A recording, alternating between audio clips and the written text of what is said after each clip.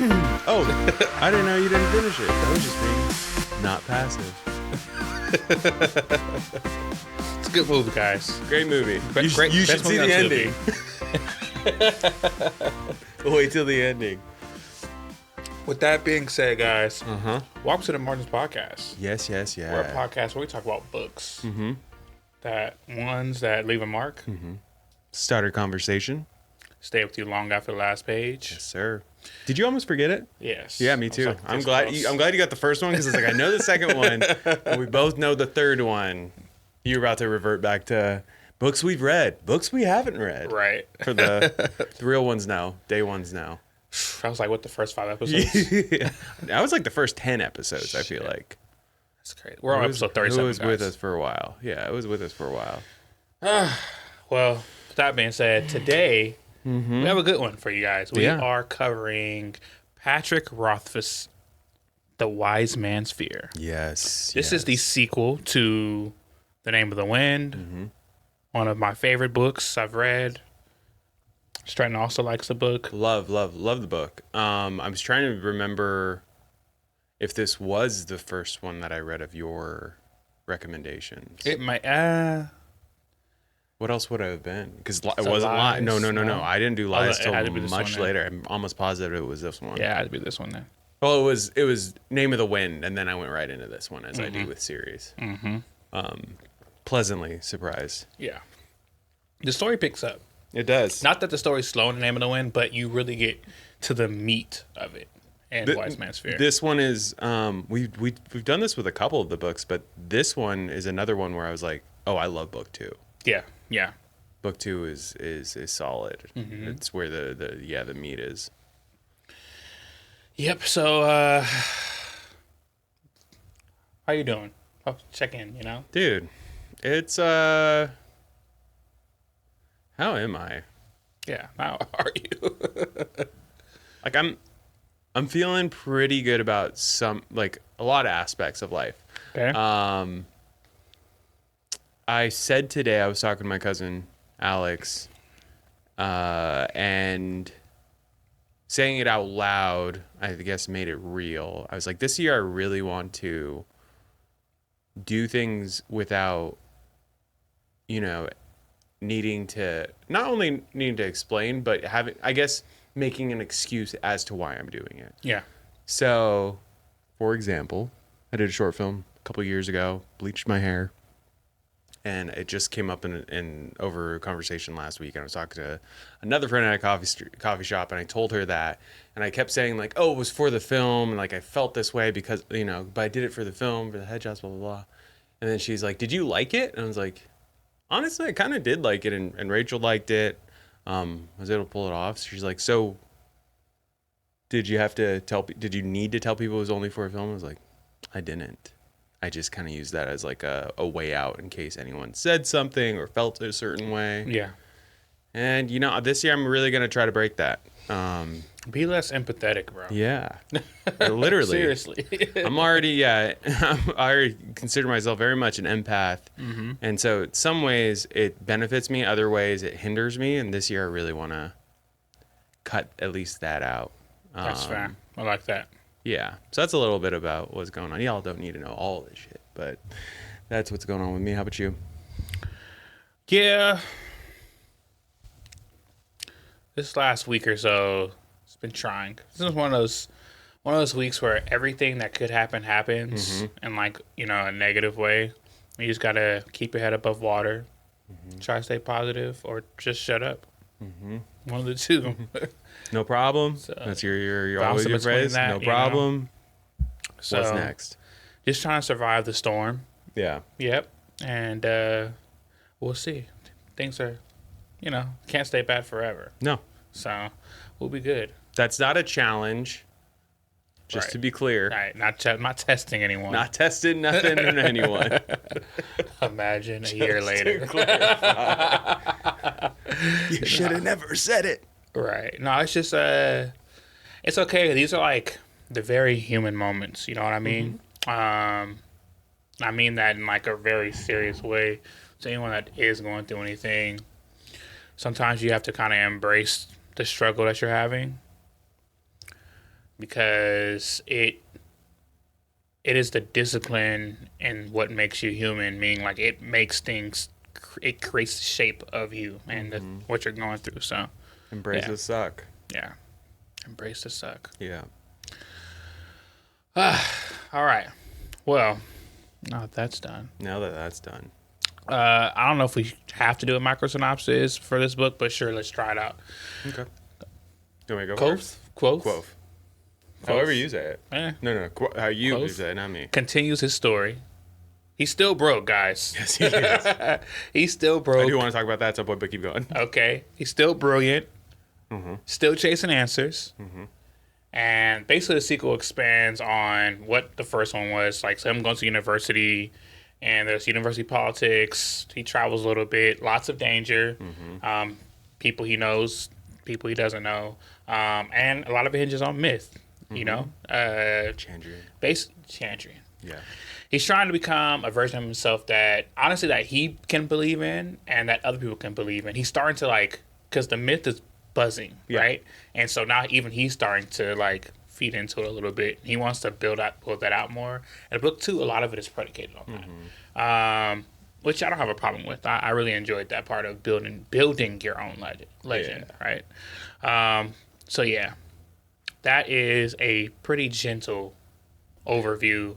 You can't say there's any spoilers in there. No, That's not at so all. broad. That's very vague. So broad. He's at the point where, like, where Harry, when Hermione says, "Oh, she just likes you" or whatever because she thinks you're the chosen one. And he's like, "Well, I am." Oh, you know, she's not wrong. So starting to drink his, drink the Kool-Aid. Drink the Kool-Aid. I get it. I get it. But I think that there's something to be said about that. Like you hear athletes talk about all the time. There's a little bit of like, you have to be crazed. Yeah. You have to be insane to make it to the next level of anything. You know, there has to be a level of like locked in and believability that no one else has that you have in yourself. And that's what really sets you apart from other people. It can help you with things like what we were just talking about, like the empathetic triggers of like being less than or putting yourself as less than or not even how do I put it? You want to make everyone else so comfortable and be right in so many situations that it tends to step on who you can be and who you really are. And so what they have, athletes, Kvothe, even like, this is something I tell Naya all the time.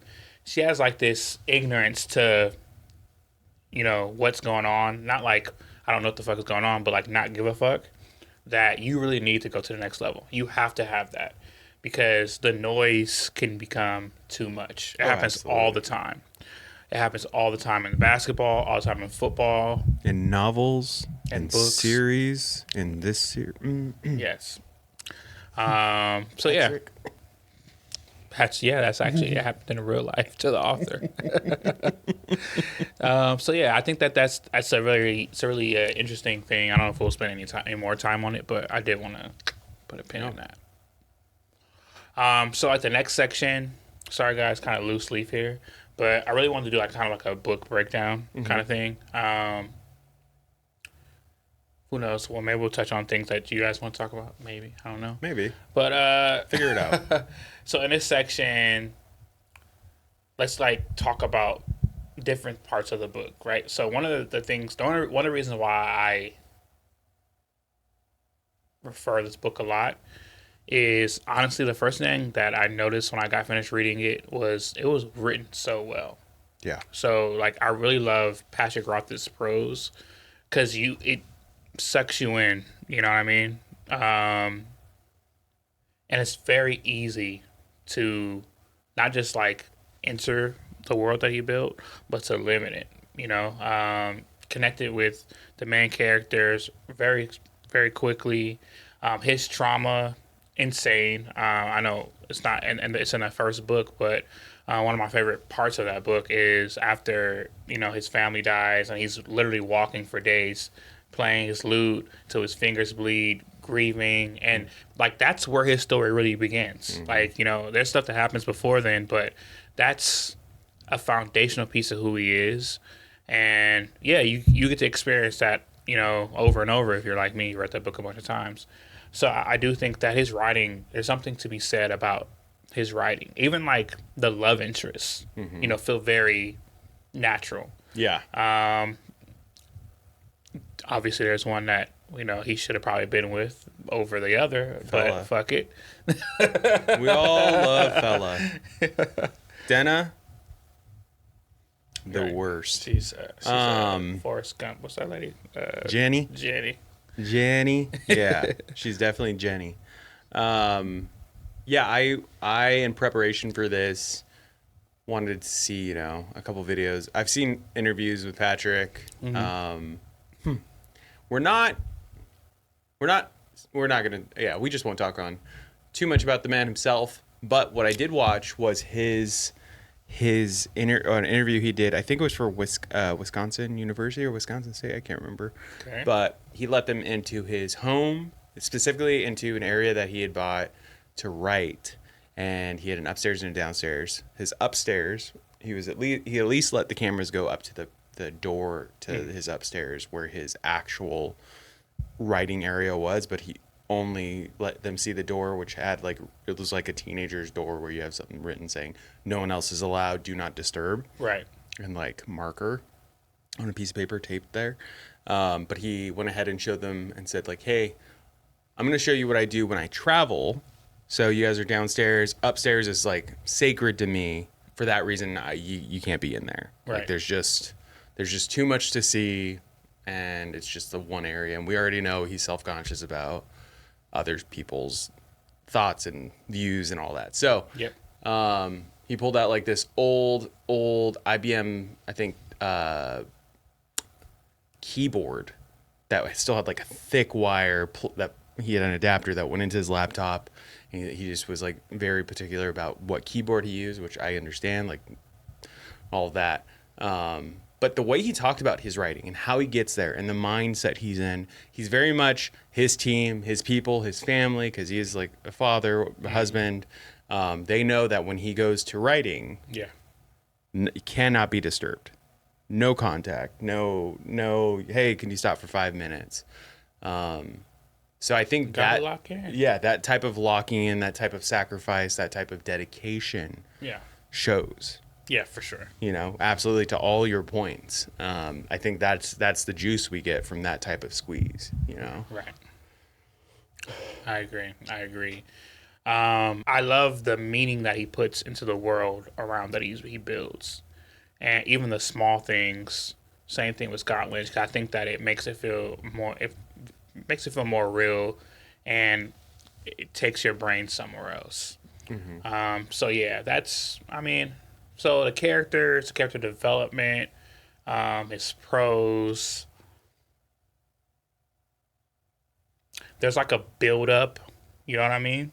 There's a steady build up, not so much of action, but of stakes of we're coming to something, Yeah. right? And he did something kind of unique, where you're starting in the middle or towards the end of the story. That's where the Name of the Wind starts. You don't start off as a kid and grow up with him. You're starting off, he's already a man. He's already done a lot of amazing things. There's already a legend. And I think that opens up the writing world a bit, So those are a few unique things I thought I wanted to hit on. Love that. A little bit of free run. Yeah. Season 2. Yeah. Already watching it. Oh, okay. Episode 1 already dropped, so you gotta catch up. Yeah. All right.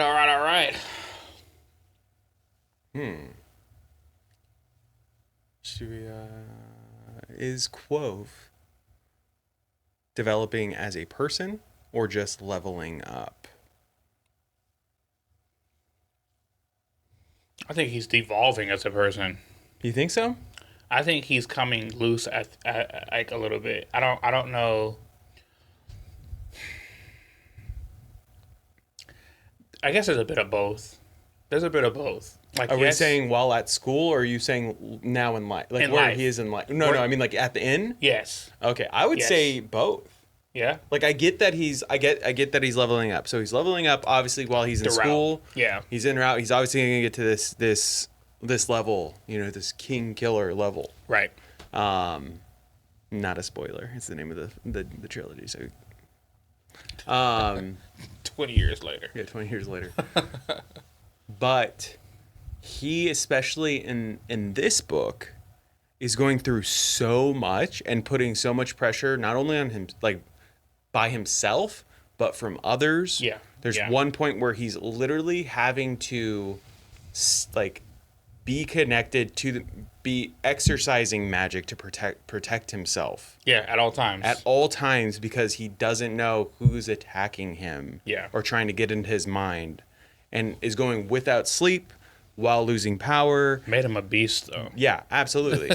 Grew from that, but as far as like, I don't know. I think you can get mentally. I think he's getting. How do you say that?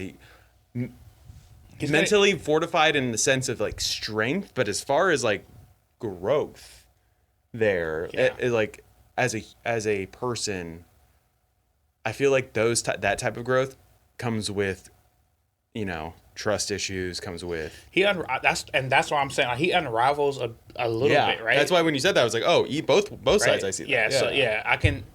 Yeah, I agree. So there is a lot of leveling up, but there's definitely like some unraveling there. And I think that when we meet him, like going from just like the narrator's point of view, that's because he's his own narrator. Well, actually, Chronicle, right? Yeah. But Chronicler. Yeah, Chronicler. But he's one of the key parts of that narrative. And in the bar, he's already at that point. He's unraveled, right? Like I think even he himself thinks he's a little bit broken, and I don't know if that's more from his relationships. Or all the shit he's been through. Maybe a little bit of both. A lot of it of both. But he's not the legend. Like, he is the legend, but he's like a little bit less than. He's the rusty. I don't know how to put that. He just he reads rusty. If that makes absolutely. Sense. In the end, yeah. Because if he wasn't, I feel like you meet a legend. You meet someone who is that the tier that he's at, which, I mean, living, you were talking about pro athletes, we're talking about warrior, whatever you want to put that level at, whatever in your mind is. You meet them, there's an aura to them, as they say nowadays, or there's just like a feeling while you're around them. This man is bartending at his own inn, and people come in and out, and just like, there's one point where he puts out to one of the villagers is going to go off to war. Yeah. And he's like, if you stay, I will tell you more stories about myself so that you don't go. And the guy's like, I know you're not actually him. You're obviously not him because this, and this. Right. So to be able to say that and then think of like a hero of yours, you would never be able to pull that off if their aura, if their whatever, their energy was where it should be to be reaching that level, Right. He's in hiding, I guess. Or something. Absolutely. Yeah, so I guess that makes sense. Do I like him more in book 2? I trust him less or more? It's tough because I really, really enjoyed the comeuppance of the first book. Me too. Like, I really enjoyed that. In book 2, I know he's solidified and he's that guy. You feel me? And he does even more things. Now, I'll tell you, for me right now, I like 1 over 2, 100%. Yeah. As far as he goes, everyone else, different. Yeah, I agree. Yeah, I agree, for sure. In terms of like him, 1 over 2. Yeah, the crew around him does so much for him in this book where you're like, they're a real one. They're a real one. Yep. Which we don't have to spend a lot of time talking about the stuff that happens in the book specifically because we want people to read it. But how great was that? This reading, like, number one, I was already hooked because, man, I think I read this while I was in college and I was poor and struggling trying to figure out how the fuck to make it through. Yeah. And to read someone in a fantasy world going through the same thing, amazing. Like, it was great. Although I obviously I didn't have someone trying to kill me, but like, Speak for yourself. Just kidding. It reads like an epic, you know. I just really enjoyed it. I think that had someone else wrote this same book, I wouldn't have enjoyed it as much. Mm-hmm. Which Well, I think we said in Name of the Wind, Patrick started this or wrote this while he was at university. right. So it feels very lived in. It feels very very much that he was there, and the interactions between like friends, foes, those it felt real because it feels like it was not based on a true story, but at least from perception. Yeah. You know, I said at the beginning during the micro synopsis that I wanted to touch on. He's still poor. I was reviewing the book again, and it's just funny how some people, and myself included, some people when they come into money or as they get older, they learn budgets. They learn you hear about people winning the lottery and then going broke within a year or less. Yeah. Kvothe has come across money throughout this time, and he's obviously hit hard times due to things that were out of his realm of control. Yeah, control. For the most part. But the man still is not good at budgeting or or knowing when he should go in or out of debt or borrowing. Yeah, the borrowing thing is crazy. Yeah, it's nuts. Or when he's able to let his loot go for a little bit as leverage. It's just that item gives you life. So the fact that that's tough. It's tough because I understand the grind of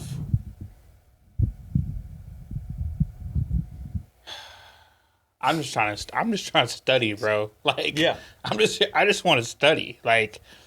I don't want a fucking invigilator or a teacher who hates me, who messes up my. Because if you guys haven't read the book, it's not a spoiler really, but so every year that he has to take a test, and depending on how you score on this test, it helps determine how much you got to pay your tuition. Yeah. Okay. Thank God they don't do this in real school, because oh my gosh. Yeah.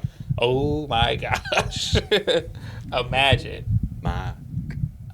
Yeah. Right? Yeah. So every year he gets screwed one way or another. He's gonna get screwed one way. Even if he scores amazing. Until he doesn't.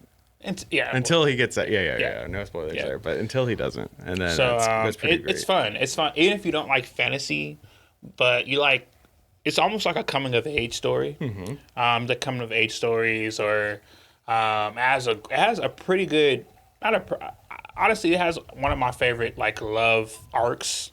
Although it's not finished, because hey Patrick, what the fuck? Yeah. But what are you doing? The 7 words to make anyone fall in love with you. Still, I'm still waiting. I've been trying to guess at that for years now. Mm-hmm. There's a lot of really cool things that he puts into this book, and we're just waiting for him to finish it. Tie that shit up. We're just waiting for him to tie it up so we can have some answers. Yeah. But yeah, book 2 really holds up to book 1. One of the lines. Man, do I really want to? One of the lines I really loved, and it's the one that's referenced most often. Yeah.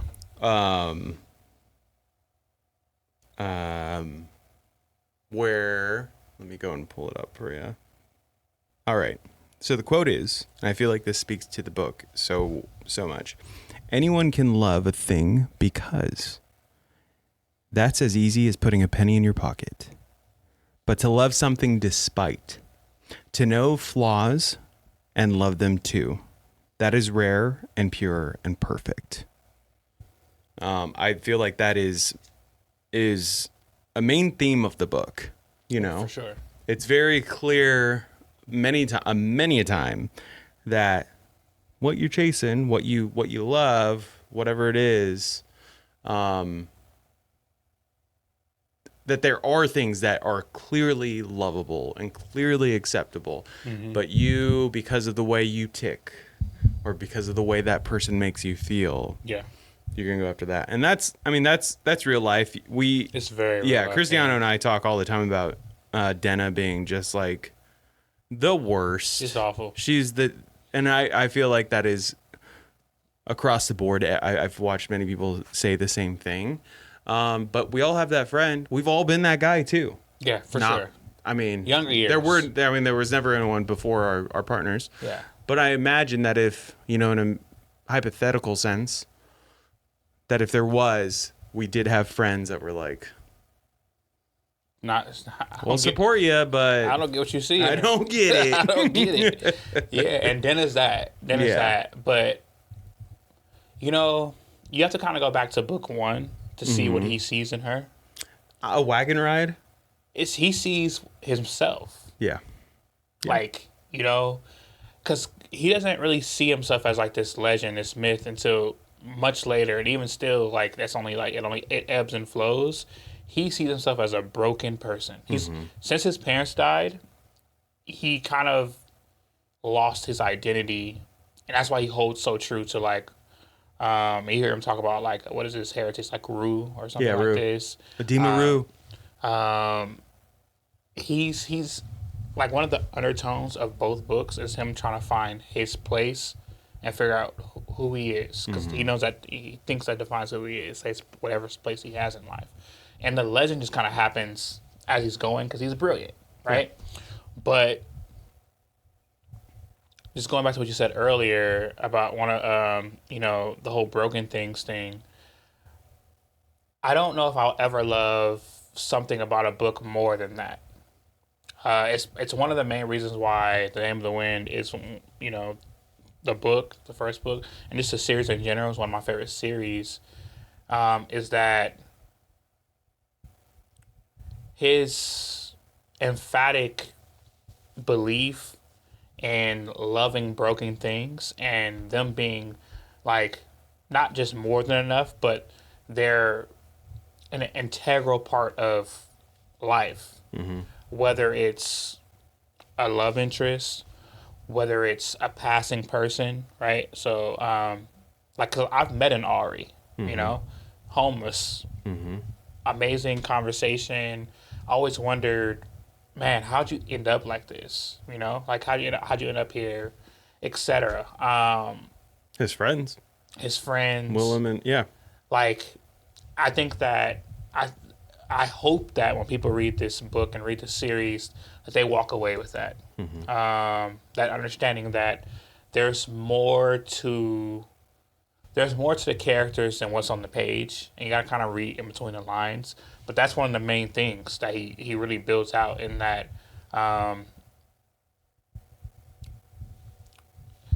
It's kind of weird to even call them broken things. I wish I had the book up here. I have it at home. Damn, Ari's book. Oh yeah. It's like 72 pages. But I was like, I have it on my Audible. I'll add it to the stack.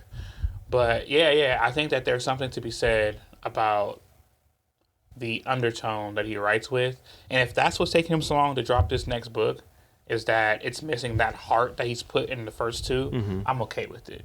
If it's something like plot based and not just wanting to keep a certain level of fan service, I probably will have a little bit of issue. But if it's like, if he feels like he's not writing and doesn't have the same heart that it's had, then like, okay, I get you. Yeah, because it's not the same story. No. And if it comes out and it doesn't have that, then all for naught at that point. Exactly. All for naught. All right. The 3 things a wise man fears. The 3 things are a night with no moon. Okay. The sea in a storm.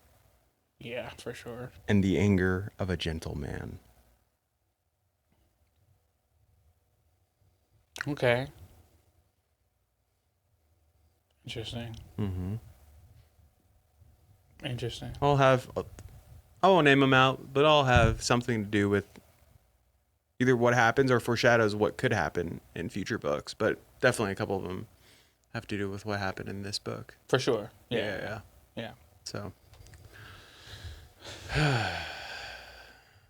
what do we got next? All right. So, if you had to cut 150 pages, where would you cut? That's a pretty penny out of any book. I'm not saying that you have to, because I fuck with your writing, Patrick. I'm doing, if we had to cut 100 pages, 150. I already have mine. I just don't remember. Yeah, go for it. I don't remember the town that he goes to. You know what I'm saying? That's it. After he runs with the guys. Yes. Yeah, that's exactly there. I would cut thinking. that. I never understand. I've read it multiple times. I'm just like, wait. What was the town? But the town was still connected to the two girls, right? yeah, no, it's woven into the story. No. I know it's woven, but I'm saying we could cut the town, but I want the where he meets those girls to still be in there because that is a very vital point. Okay, yeah, sure. You know? Yeah. But that little arc, because like kind of from that to where he goes out. Yeah, I had to get rid of something. That would be the section too, because I don't want the university to go. Yeah, no. I love academia when it comes to the books that we've read. When it comes to fantasy, when it's done well, which so far so great. Yeah. Top 3 right now. Let's go. Top of the head. Ooh, top 3? Top 3. I know it's going to be Fourth Wing. Fourth Wing is great. I don't think we count Red Rising because it's not so much academia. It is like a, So Fourth Wing probably is going to be one of them. Yeah. Oh, but you read Twilight. Yeah. Oh, that's not academia. They're barely at high school. They're barely. They're about the same much as Red Rising. Yeah. What was that? Not Twilight. What am I thinking about? That's not a movie. Teen Wolf. Oh, I didn't read that. Yeah, that's not even a book. You mean it's not a book? It's a movie. It's a TV show. Oh, that too. The one I'm talking about is a TV show. Oh yeah. You're talking about the TV show. The wine talking. Yeah, this guy. I actually fucked with that TV show. Maybe Name of the Wind. Yeah. Because I do love that. As far as the academia goes, it's great. But I'm wondering if it'd be hard not to put Harry Potter in there because obviously Hogwarts. That's a cheat though. I know. I'm saying that's the bar. Goated. Yeah. So that's if we leave that out, and if we go Name of the Wind. If you don't put Jordan in, who's the GOAT? Fourth Wing, I really do enjoy. Name of the Wind, Fourth Wing. Damn. Because do we put Will of the Many in there? It's so brief. It's the first book. It's the whole first book. Yeah, that's true. Yeah, it's the whole first book. I'll put that for now then. I'll have to look at the list again, but those are the 3 I'll say for now. But damn, if we put Will of the Many, do we have to put Red Rising? No, because Red Rising is so much like there's no classes. There's no different professors. Okay, well there is. No, there's different Jupiter. Yeah, those aren't professors. Mars. They're not teaching multiple students. They're multiple groups. They're only teaching their group. Whereas at least in the other ones, you're going to different classes. You're dealing with the different disdain. There's different levels.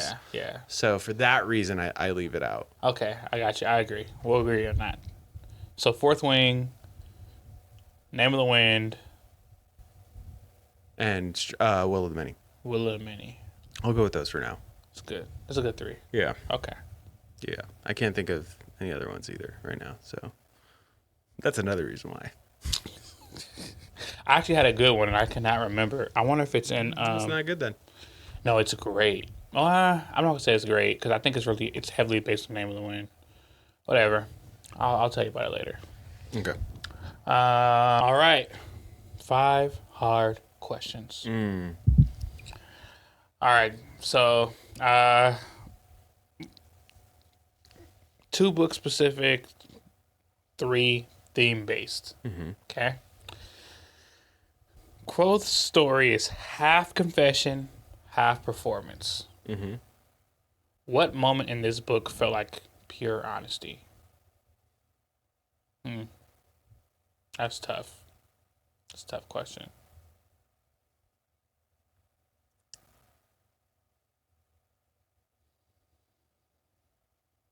Any moment with Ari. Yes. Any moment with her because it's so fragile. It's like raw and he's on eggshells, eggshells. Yeah, right? yeah, yeah, that's good. Yeah, it's very meaningful. Every moment, every word is thought of. I mean, I guess it's the whole thing about Name of the Wind, knowing what words, what names to use. I can't wait to get to the spoilers. Yeah, that whole dynamic makes that those interactions have to be nothing less than pure Yeah. and clear. Yeah. You took a great one, so I'm going to say Dinah. Oh, yeah. Yeah. Because he's pretty open about...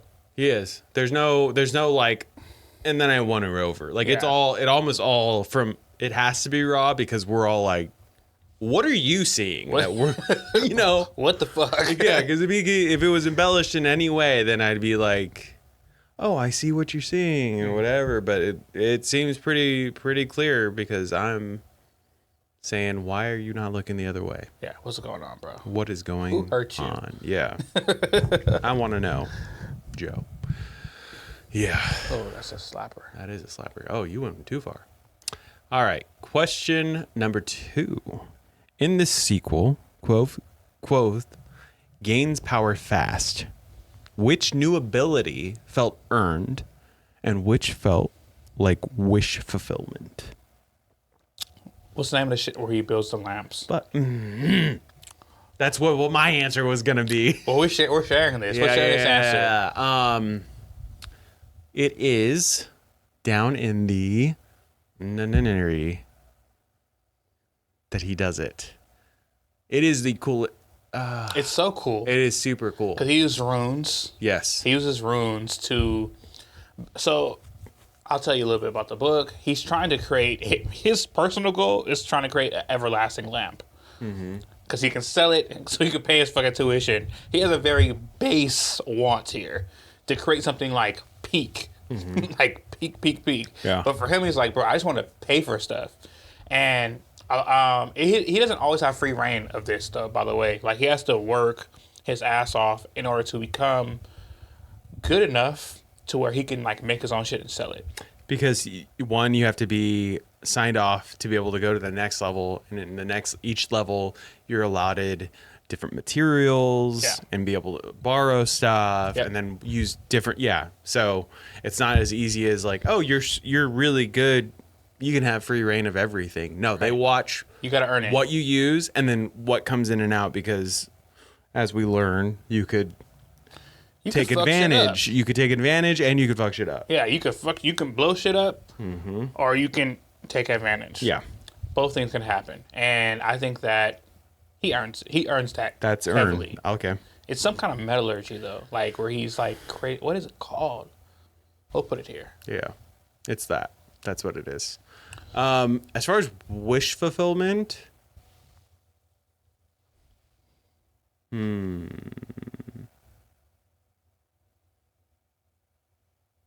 don't know. Yeah, I'm about to say he gotta earn almost all his shit he earned. He's earned everything. Naming, he earned. Because he sucked at naming. Fella is better than him at naming. Oh, absolutely. Because she already, because no spoilers, but because of what she does. Yeah. But technically,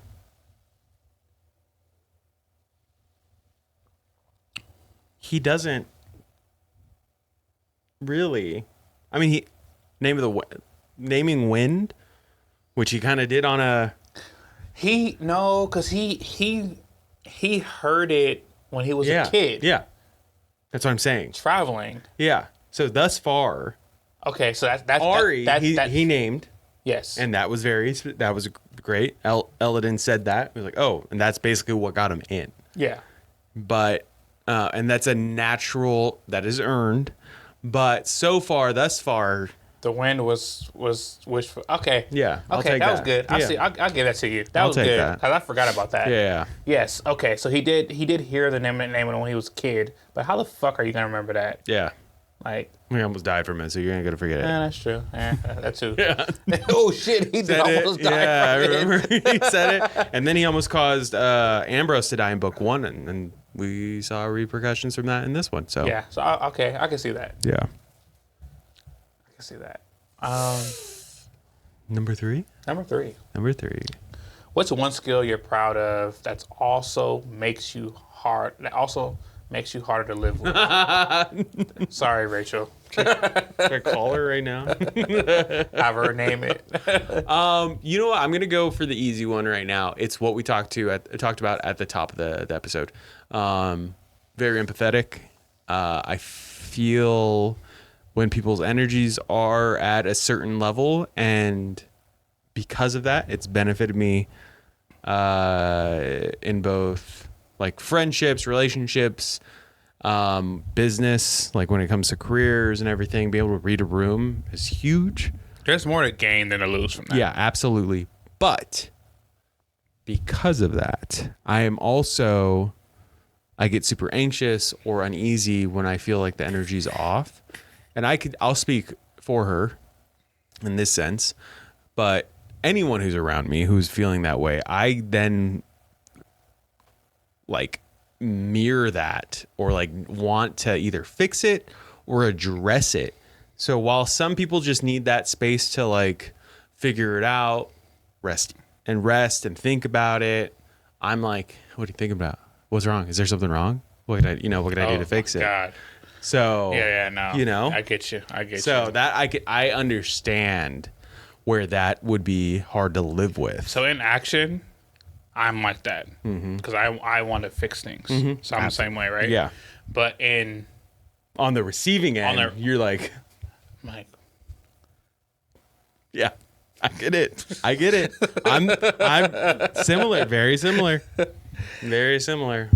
Yeah, there's a video that I saw, and it just came back around on social media, but it's this guy it's just a clip, like either TikTok or on Reels or whatever, but it starts with a guy walking across an intersection on his bike, and he's like looking at a car, and he's like, "What? I'm walking," and then he's just like, assholes. He's riding and just like yelling at everyone, and then he puts his bike away and he gets on a train and like has some sort of interaction. And then he gets to this one place, he gets in his car, gets to this intersection, and someone starts walking in front of him, and he's like yelling, and then it switches back and it's him in the intersection, and it's just like, and it's titled Entitlement. And, and I'm like, oh, this speaks to me. I feel attacked. Yeah. Where I'm like, I want to fix things, but I'm also like, when it's me, I'm like, fuck off. Yeah. I just need my space. Just relax. Yeah. So for me, it's not like I need my space. It's more like, I guess it's kind of selfish, but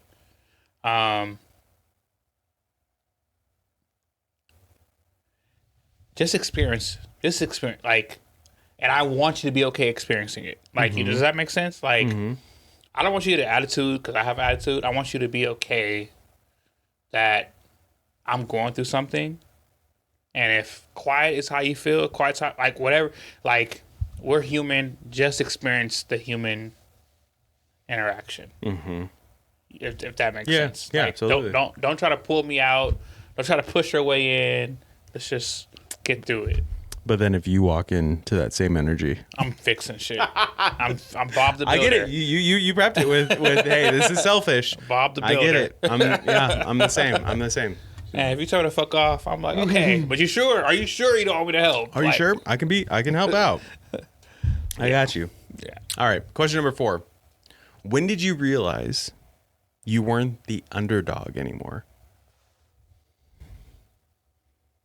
I was a man.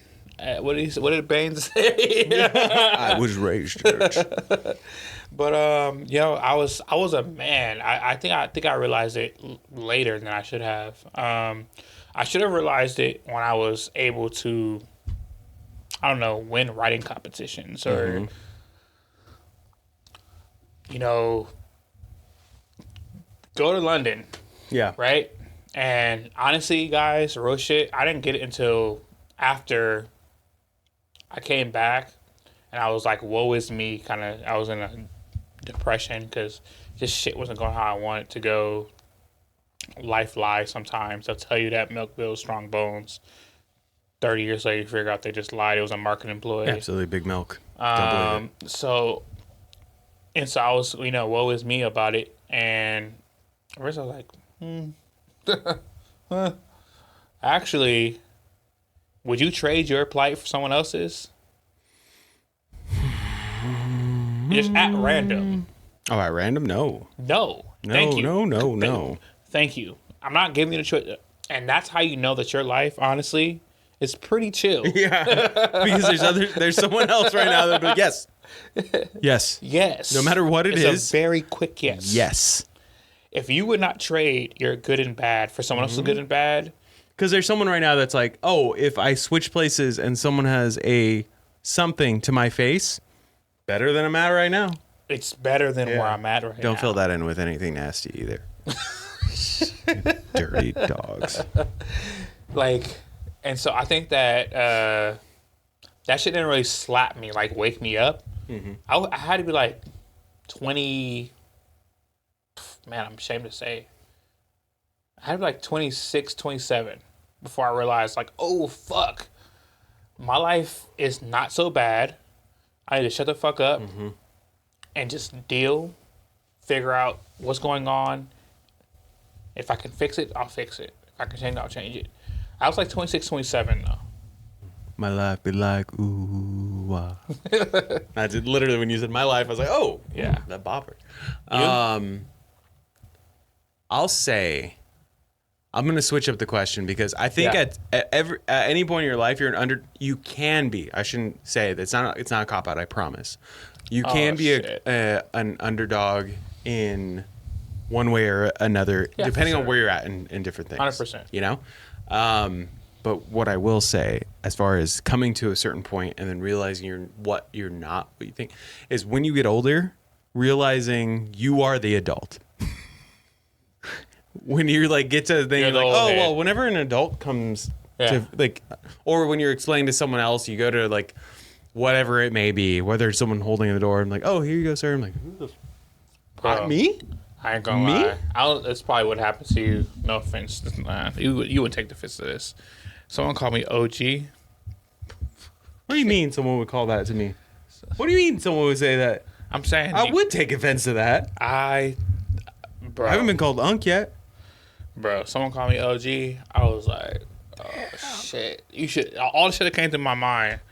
I'm like, nah, I'm only this much older than you. What you saying? Like, what you talking about? But no, like, yeah, that shit happened to me kind of recently. That's rough. That's rough. I know it'll probably happen tomorrow to me now. Yes. And you just have to. You just gotta go. You have to choose to keep living at that point.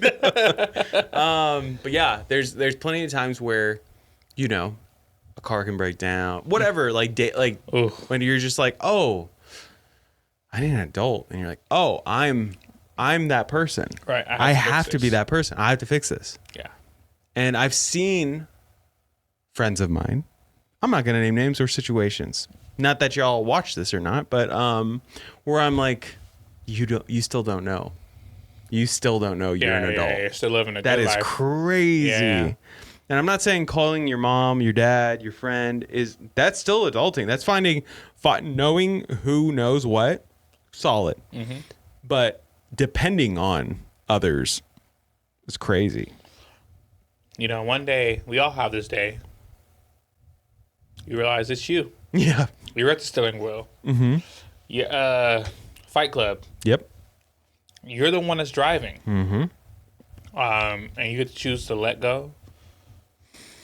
So it's yeah. And it's a yeah, it fucks you up. Yeah, that's a life lesson. That's a good one. That is a life lesson. 4. Nope. 5. No, we're on 4. Nope, I just read 4. So was it 3?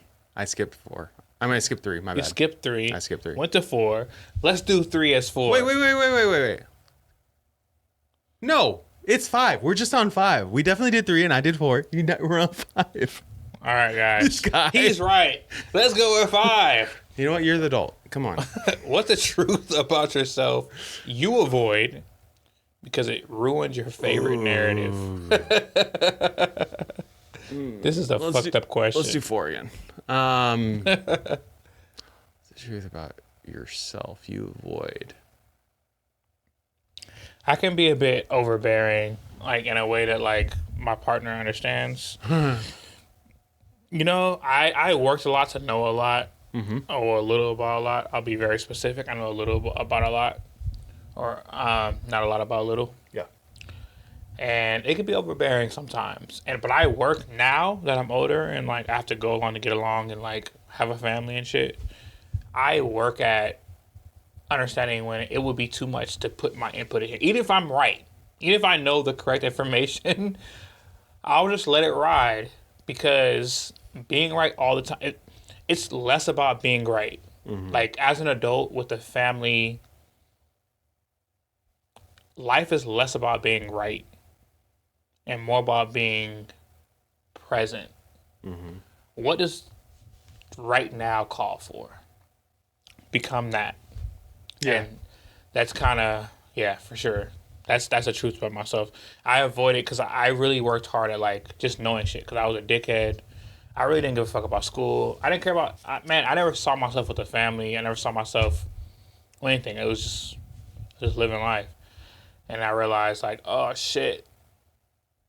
I went so deep into just wanting to know things because that was like my first thought when I like got out of just not wanting to fuck around and like fight and do stupid shit. Well, I want to read and I want to know shit. I want to like not be in a situation where someone else knows something that puts them in the upper hand.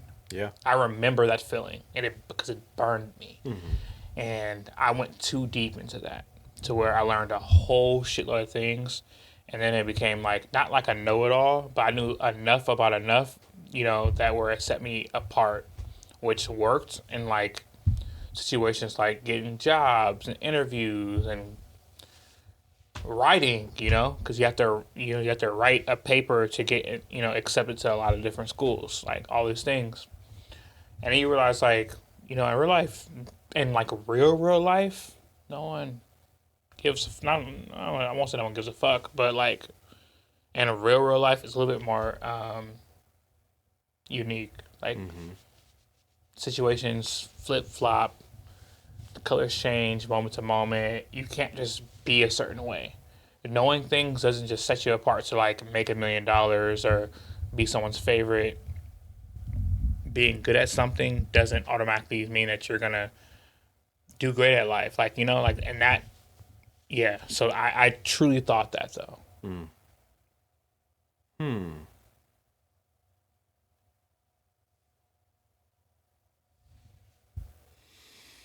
You could say that you, while you grew in knowledge, you unraveled. Yes. Similar in other areas. Similar to someone. Woof. I would say my truth that I tend to avoid is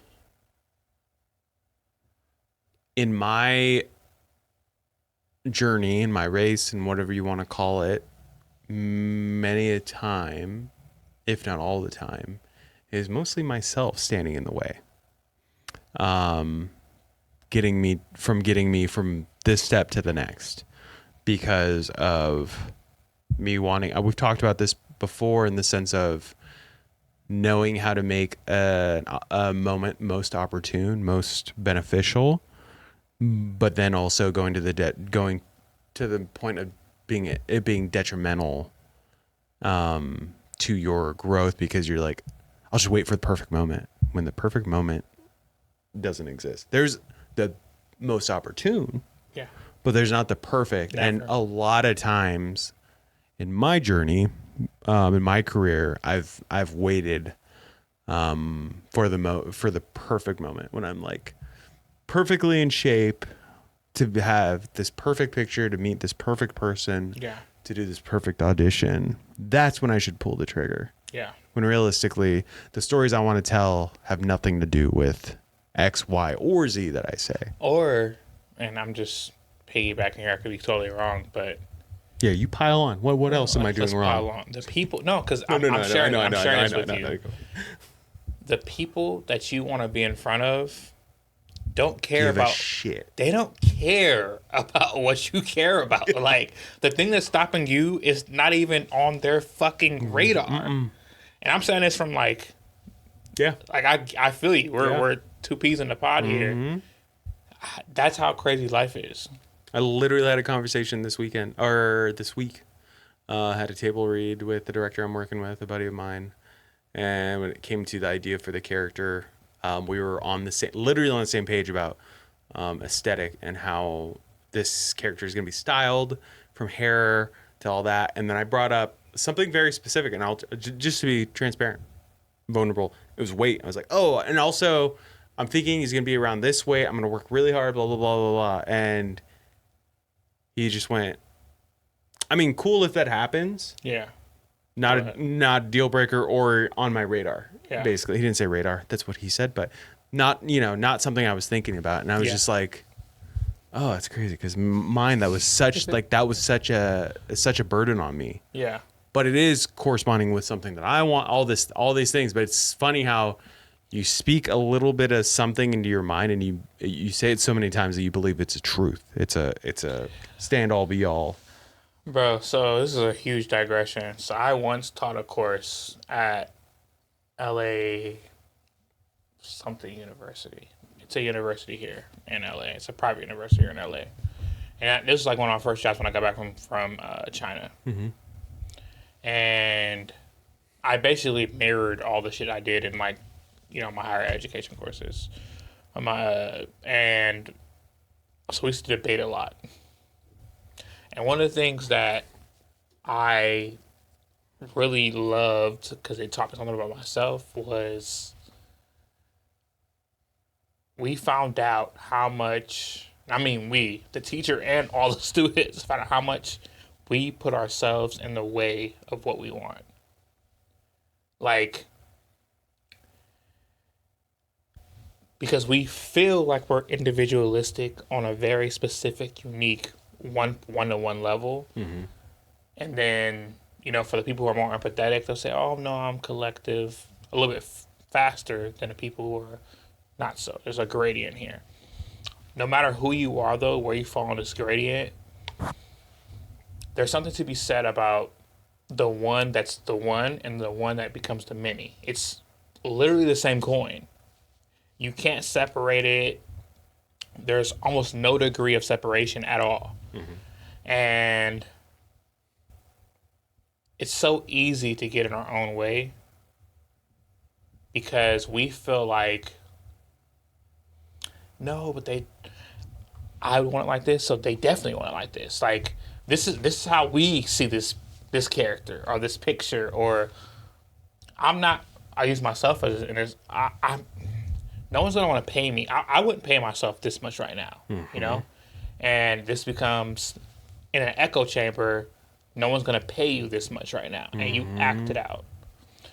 It's very interesting to see, or just juxtapose against what we talked about at the beginning of the episode. Yeah, those people who are just like, you guys spoke about rate.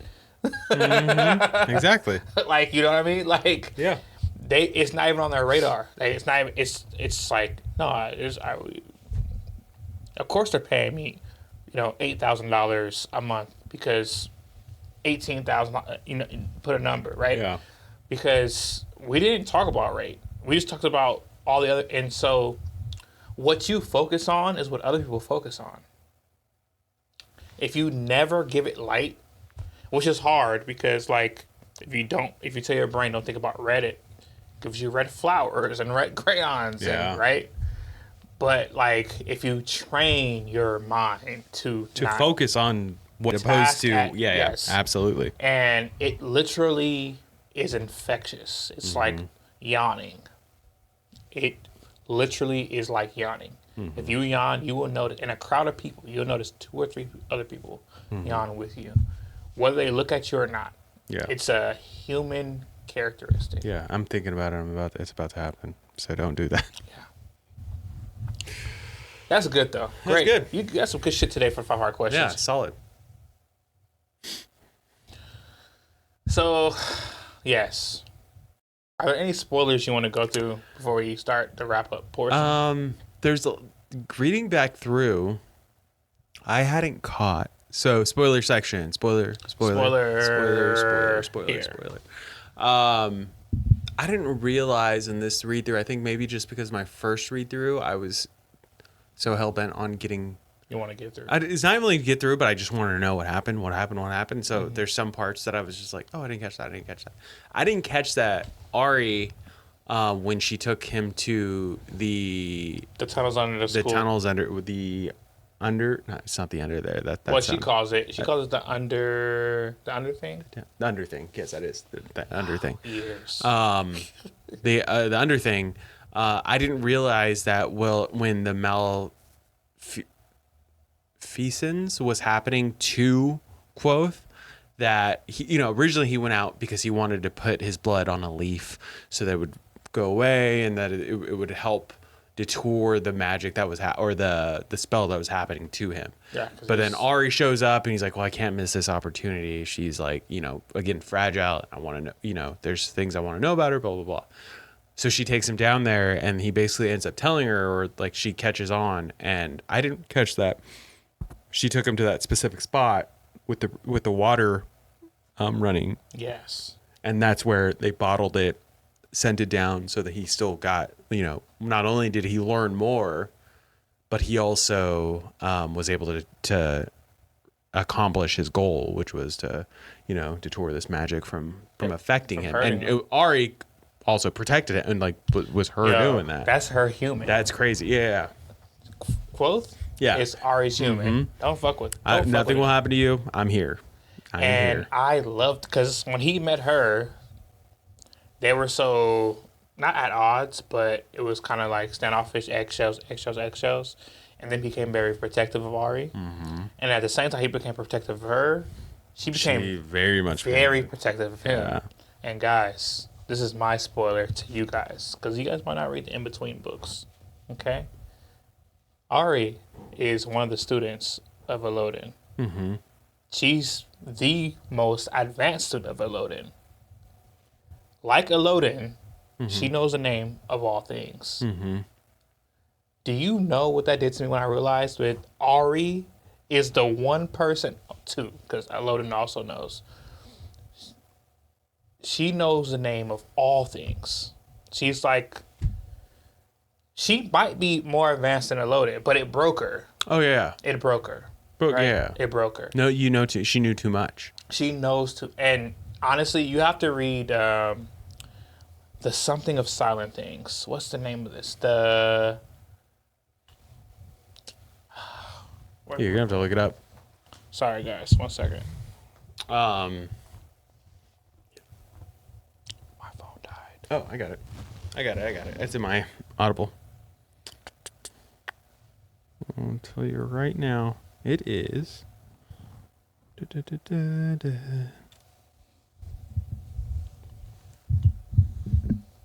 There's Wise Man Fear. There's Name of the Wind. Oh, you know what? I did those ones on Libby. The slow regard of silent things. Sorry, I had to really pull it out of the gutter. It's called. You guys have to read. Please read The Slow Regard of Silent Things. This will give you not only a better idea of Ari. That is it. I can confirm. Yes. But also naming and its power. Elodin and what happened to him, why he got put in jail. Kvothe and what's happening to him. Honestly, jail? Sanitarium, basically, right? Yeah, sanitarium, jail, same thing. Yeah. He got put to a crazy home. Either way, you're not leaving. He got put to the crazy home where he wasn't supposed to get out forever. Yeah, it's true. But to be fair, that might be my most favorite thing about the book. Ari. Yeah, absolutely. So much so that I tried so hard to name my daughter Ari. And I was this close, so we ended up naming her Nuri. One letter off. Mm-hmm. A-U-R-I, N-U-R-I. I was this close. But I really wanted her to have a powerful name. And no one else knew that Ari was that important to me. Because no one else read it. You're like my mom. Everyone in your family's N's? Yes, everyone. Everyone in my family's S's except for my mom's a T. I am like your mom. Yeah. Everyone's S's. All 7 kids. S. Damn. Yep. On purpose. On purpose, yeah. On purpose. What's your guy's name? My dad? Spencer. Yeah. Yep. Yeah, me and mom, we'll get along. Yep. We'll get along. That's funny. But Other spoilers. Ambrose is on his Ambrose bullshit. is on. He's pretty hell bent on fucking up Kvothe. But to be fair, if I'm like the shit, I'm come from a affluent family, and this upstart comes because I think he's like a year younger than Ambrose, right? A year or two. He comes, he takes my girl. Because Ambrose also fucks with Fella. Like, he likes He Fella. was trying to get on Fella. He likes Fella. That's how they met. Yeah, he likes Fella. Kvothe was trying to go into the archives or the stacks at that point. That's actually where they got off at the wrong foot. Yeah. Because he was helping out Fella, which he did help her out. Yeah. But Ambrose is like, got you. Okay. Yeah. And so you got this upstart coming. He takes the girl that you like, that you fuck with, that you trying to fuck with. And then he's also just... He is who you think you are, right? Because you feel like you should be that because you're from this affluent family. I can see how he was like. I get Ambrose's jealousy. Oh yeah, absolutely. I get it. And then like, he is arrogant. Like to Ambrose, he's only arrogant to like people who deserve it, right? So he's definitely arrogant to Ambrose. Yeah. Yeah, he is, and Kvothe is only arrogant to them. Yeah, that's what I mean. Yeah. I thought you were saying Ambrose. I was like, no, Ambrose is arrogant to everyone. To everyone. Yeah. No, but Kvothe is only arrogant to Ambrose, and what's the teacher he fucking hates? Rams. The one who always the one who's gets caught on fire. And, yeah. Anyways, that guy.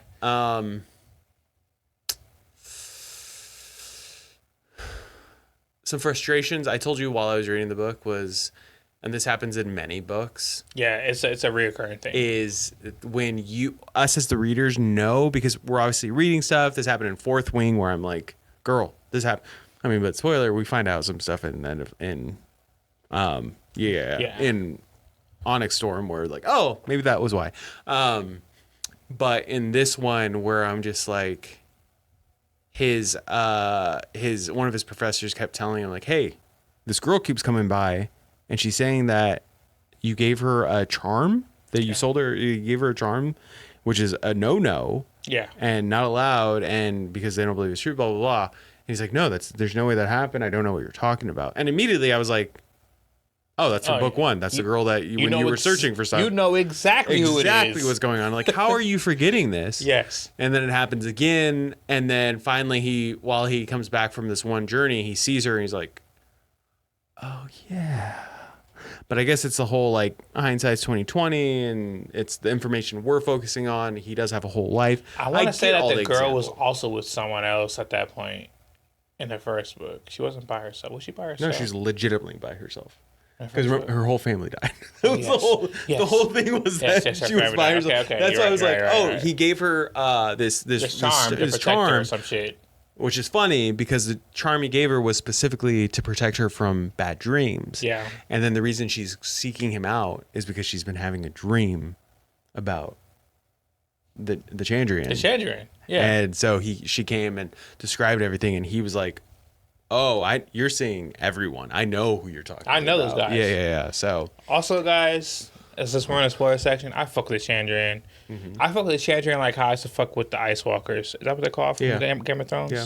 I'll say yes, but yeah, I'm almost positive that's what they were. I know what you're talking about. I'm almost pretty sure that White Walkers. Boom. So the way I fuck with the White Walkers is how I fuck with the Chandrian. I don't see color. Patrick Rothfuss, do not fuck this up. Don't fuck this up.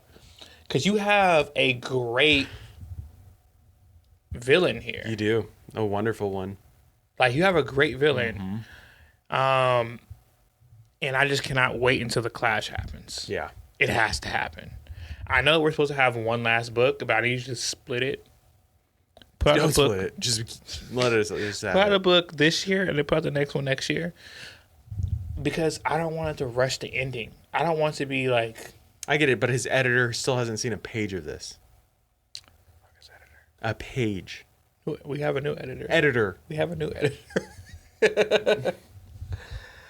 But Yeah. Anyways, you guys have to read this. If not for like the prose, if not for the love interest, if not for the magic system, if not for, because it has a very cool magic. It's not just like one kind of magic. It's multiple kinds of magic. You have naming, you have like the metallurgy kind of thing with the runes, etc. The characters, amazing, beautiful characters. I think that all the characters are written great. He has a pair of some of the best friends I've read. Sims and Willem Yes, Sims and Willem. remind me so much of when I told you when I was reading Will of the Many. Our boys in there too. Yeah, they do. Okay. That I was like, oh, the 2 and 2. Yeah. Although I think that he has better friends than them, only because he. I know. Here you go. Because they know everything. Well, Yeah. they don't know everything. That was what I told you. They only found out in this book as much as they do about the Adimaru. That's But more than what they let on and fucking. But this is technically book 2, and they found out everything in book 2. So Okay, whatever. I'll concede. pretty that. split. I'll concede. Pretty I'll split. concede that. Although his best friend actually died, so he. Oh, didn't wow. His best friend died without knowing. In one of the worlds. That's what counts. No, we're just spoiling everything. Okay, never mind. We're in the spoiler section, so sorry we spoil other books too. Yeah. Dumbledore dies. Yeah, we double spoiled that one.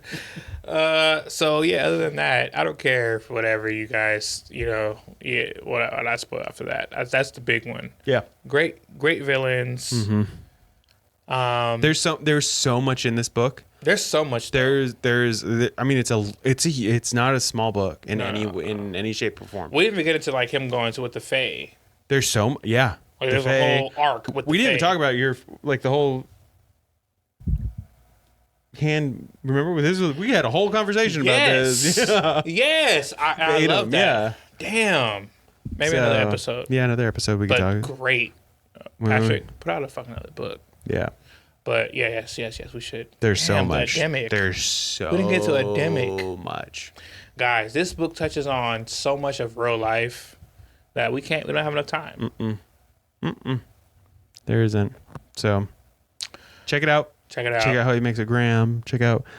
He does make I a will gram. say my favorite character He doesn't as sell I was drugs, he reviewing makes this, a gram. apart from Fella, is Devi. Devi is by far Devi's brilliant. top tier. Love her. Devi's I brilliant. cannot wait to see the reveal of whatever she knows, whatever she doesn't know, why she wants to get in the archives. She got expelled. Yeah. Because she was too smart. She was ahead of her time. Yep. She whooped that ass Oh yeah. with Kvothe in her room. I'm not gonna lie. I'm on, at this point I'm on quote side, right? I'm like, oh, he's about to get her. He's gonna do something. Yeah. She said, nah. Nah, bro. I know. You think you're smart? I'm smarter. And then she said, your money's due at the end of the day. yeah, and you So- still have to pay me. Yeah. No. Devi is dope. Yeah. Devi's dope. Although you do think she's gonna fucking kill him or something. Or There's get him gonna be killed. something, but also, yeah, that's what happens when you play with snakes. That's what happens. But I do love Bella, her. genius and naming. Devi's the genius in everything. Kvothe is like a jack of all trades, but he's under them in a kind of weird. Ari's she is the biggest genius, which made her not. Yeah, so much I genius. just don't feel like in this there's no cliche dum or like No. there might be like the socially like Sims is a bit like that, but obviously spoiler gets with Fella, so he obviously gets there. He gets the girl. He gets the come He up. gets the girl. He gets the girl. So and she anyway. It's like, bro, you was just so blind. I had to step up. Yeah, absolutely. So anyway, Yeah. read it. Read it. This It'll is a take you a bit. sequel. It's about talent. Yeah. It's about hunger for more. 50 Cent. Becoming the story that people want to believe, that you want to grow into. It's a great book. It's a wonderful book. Yeah. It makes you excited for whatever is to come next, and then it makes Doors you of Stone? sick to your stomach. Yeah, Doors of Stone. Please, Patrick, put this fucking book out. Put it out. I beg of you. Put it out. Honestly, if you put it out and you're like, you guys didn't receive it, well, let me rewrite it really quick. I'll take it. Whatever. Bro, send us But at the least arc. let us know. Send us an arc, and then Since it's an early arc, Yeah. we won't tell nobody. We won't tell no one. Oh, we have a podcast about books. All right, guys. Thanks for catching up with us and watching this ongoing rant about, honestly, one of my favorite books that I've ever read, The Wise Man's Fear by Patrick Rothfuss. Watch out for A Sea with Storm, A Night with No Moon, and The Anger of a Gentleman. Yes. And if you're lucky, watch out for Doors of Stone. Coming to you.